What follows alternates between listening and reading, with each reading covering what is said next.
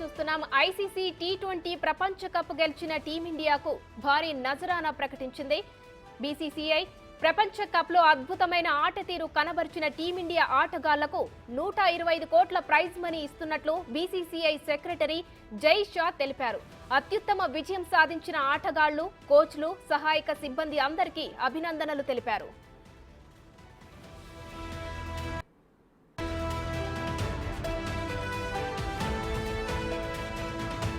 IPC T20 ప్రపంచ cup గెలిచిన టీమిండియాకు భారీ నజరానా ప్రకటించింది బీసీసీఐ.